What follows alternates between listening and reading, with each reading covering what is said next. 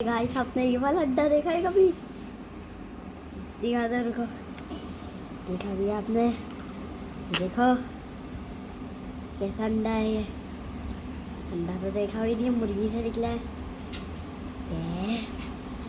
समझ नहीं आ रहा है। वैसे आपने देखा है कभी अंडा? अजीब है ना।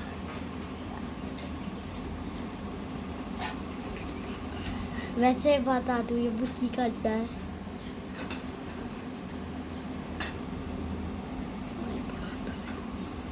और एक चीज़ दिखा देता हूँ। ये छोटा है, ये देखो, ये देखो, ये कितना बड़ा है। बस इसका कलर वाइट है और थोड़ा बड़ा भी है क्योंकि इसे गद्दारी लग रही है। देखिए, बाकी तो बढ़ने तो ये गाइस यहाँ पे कभी भी मिल सकता है अंडा। गाइस